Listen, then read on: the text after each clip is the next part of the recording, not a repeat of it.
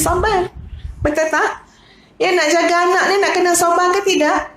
Allahu Akbar, kena sabar.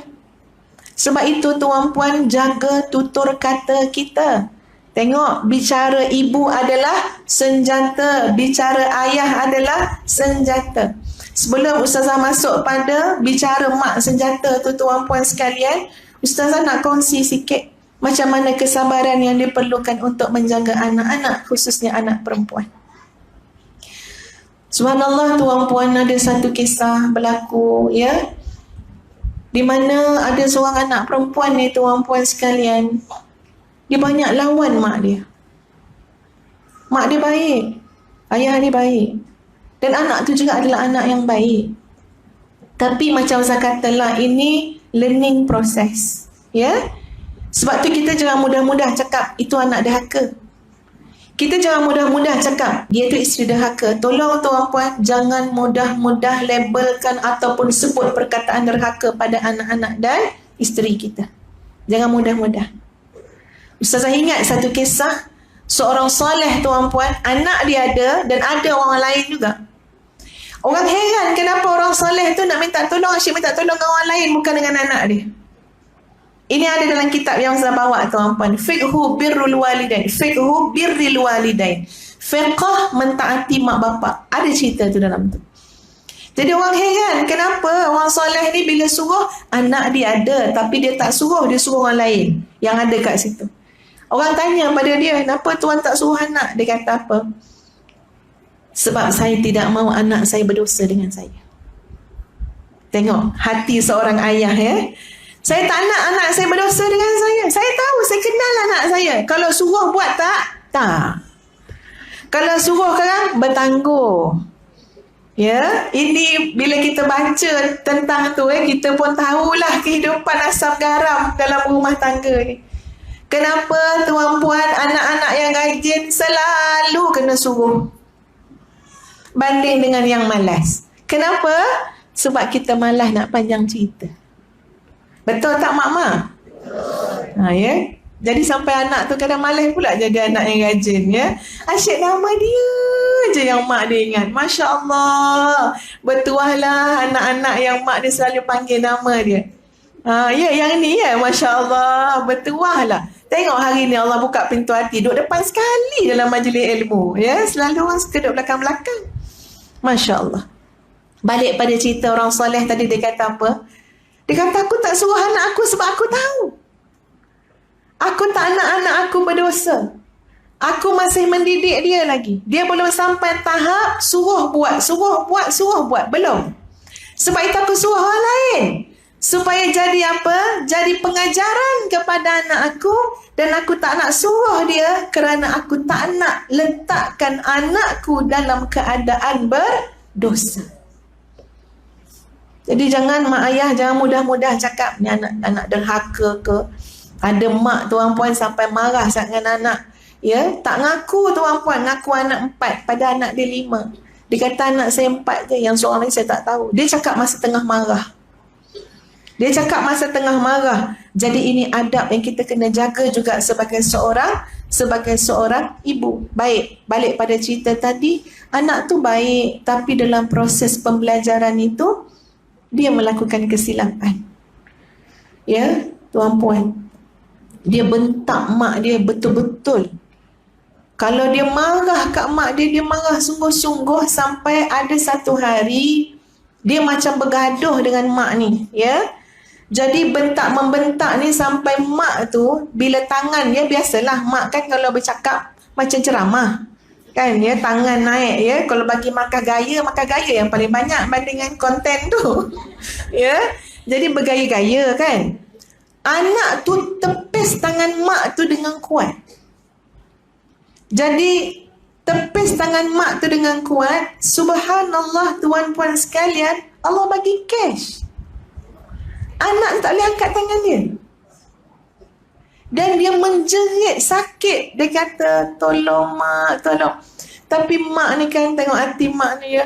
Ya Allah, itulah mak dah cakap. Kenapa lawan mak? Memang tak dapat tolong. Mak tu urut balik. Memang terus. Sebab dia kasar sangat buat kat mak dia. Mak tu lah yang balik tanya ustazah, macam mana ni? Dia kata nak, memang dah maafkan tapi tangan dia masih sakit, dah maafkan ini. Ya, Ustaz cakap dengan dia, pesan suruh anak tu taubat nasuha. Taubat nasuha. Memang sungguh anak tu merintih maafkan dia sebab tangan dia tak boleh angkat. Ustaz dengar cerita tu pun seriau tuan-puan. Tapi sebab saya mengikuti perkembangan cerita tu dah lama kan, jadi saya kata sampai time juga kot Allah tunjukkan. Ya, sampai tak boleh angkat. Tapi subhanallah tuan-tuan dan puan-puan sekalian, sabarnya mak tu, sabar. Doa yang baik-baik, cakap yang baik-baik. Sebab apa? Sebab tutur kata kita ini apa dia? Masa depan anak kita. Tuan-puan, kata-kata kita ni masa depan anak kita, insya-Allah. Itu cerita orang. Ustazah pernah tuan-puan, anak baik alhamdulillah, anak-anak yang baik, tapi biasa Allah uji kadang-kadang. Dan ini adalah pengajaran untuk kita mak ayah ya, supaya jaga tutur kata. Kadang-kadang sebagai ibu tuan-puan, kita mudah kecil hati. Setuju tak? Terutama ibu-ibu yang makin berusia ni. Ya, kita mungkinlah kita selalu salahkan hormon kan. Ya, tak tahulah sebenarnya salah siapa. Tapi ialah kadang-kadang jadi mudi sangat mudah kecil hati. Tuan-puan sekalian, benda tu juga ustazah lalui. Satu hari anak ustazah tu nak balik ke asrama dia, jauh tempat dia. Jadi ustazah sebab mengambil kira dia nak balik, walaupun ada program pagi dan petang, ustazah usahakan juga dengan bantuan Allah untuk sampai juga di rumah tengah hari. Ya, tak nak widak pagi tu je terus, nak jumpa juga dia tengah hari kan, sebab anak tu dah cuti lama, kita seronok sangat anak kita cuti kan. Jadi ustazah balik juga, santuni anak yang nak balik ke sekolah, ke asrama ni. Ya, jadi bila sampai dekat rumah tu tuan-puan sekalian, suami ustazah bagi duit belanja pada anak tu melalui ustazah. Jadi ustazah tak bagi langsung pada anak duit macam tu, malah ustazah cari kok ada beg-beg kecil-kecil kan, sebab nak menyantuni tu, sampai tak nak bagi macam ni duit, tak nak. Bagi dia beg kecil cantik dalam tu. Kita tu berfikir sebagai seorang ibu nak menyantuni, cari beg, ada orang bagi dulu, orang tu pergi Vietnam ke apa kan, masukkan dalam tu, elok bagi, nak bagi ke anak. Bila anak tu masuk dalam bilik ustazah, dia nak ngambil barang, ustazah bercakap dengan dia, tapi dia tak jawab. Ya, kita bercakap, bertanya kan, bercakap, tapi dia tak jawab. Senyap. Tuan-puan suka tak anak-anak buat macam tu? Tak suka.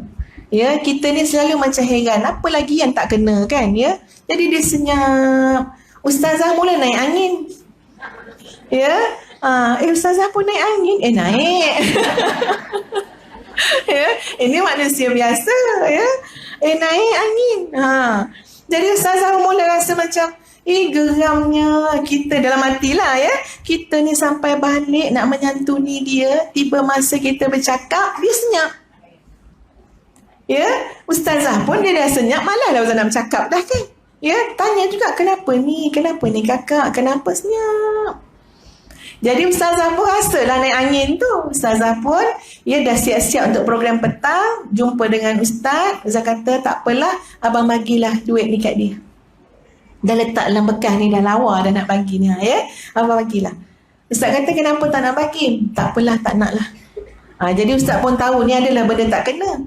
Ya. Jadi ustaz kata jangan pergi kecuali pergi dulu dekat anak tu. Selesaikan, jangan pergi dalam keadaan macam ni, selesaikan. Tapi ustazah pula berfikir anak tu patut selesaikan dengan ustazah. Ya, ini masa orang mengajuk orang macam tu. Ya. Jadi ustazah berfikir dia nak balik, dia nak keluar. Dia patut selesaikan dan dia tahu Zana nak keluar ni.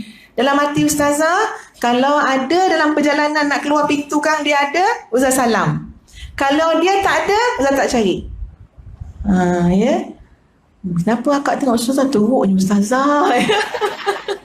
Ini cerita orang mengajuk tuan-puan. Kalau masa normal, ni tengah normal ya, kita tahu pertimbangan bagus. Tapi ni orang tengah mengajuk. Sebab dalam hati ustazah, ya Allah nak Umi sampai balik nak menyantuni kamu. Ustazah dalam hati saya selalu macam ni. Ya Allah, rasanya Umi tak pernah buat dekat Wan macam tu. Mak kita. Rasanya lah tak pernah mak kita cakap dengan kita, kita tak layan, tak pernah rasanya.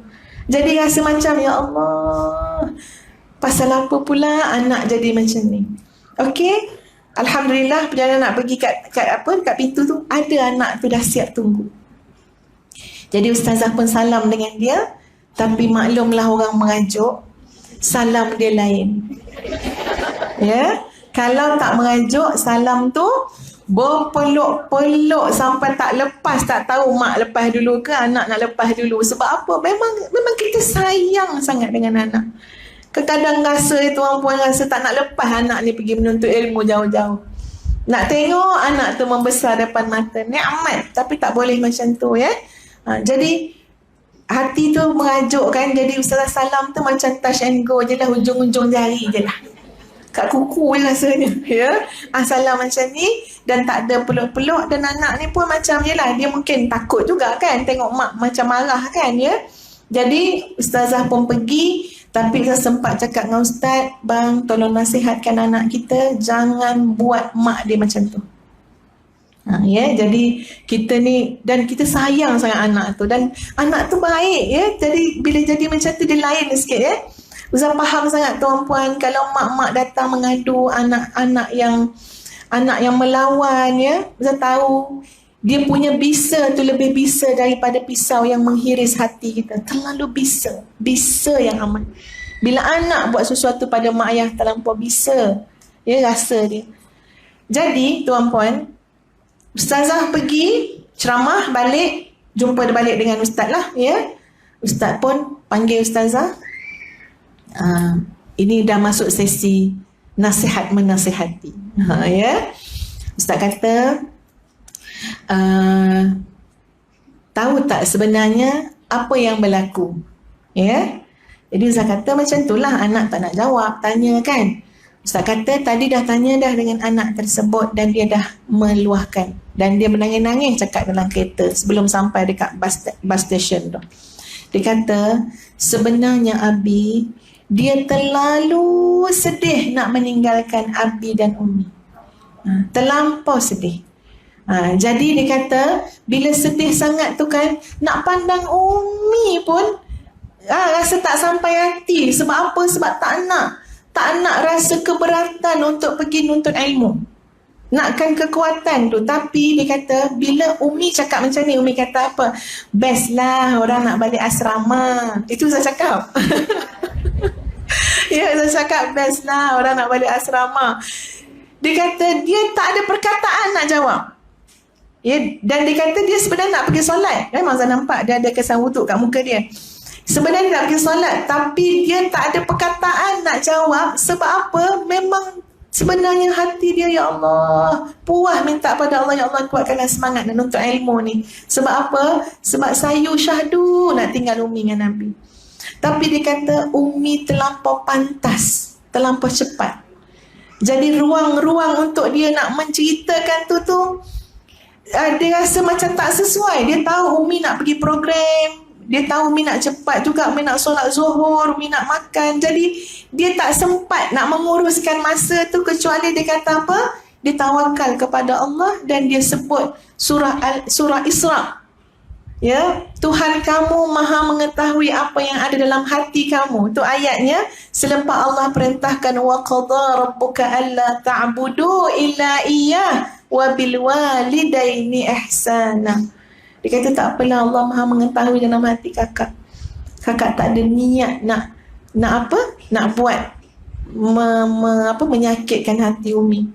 Jadi dia kata, Abi tolong cakap dengan Umi, tolong restui kakak, sebab kakak tidak akan ada daya untuk menuntut ilmu Allah kalau tidak bersama dengan redha Abi dan Umi.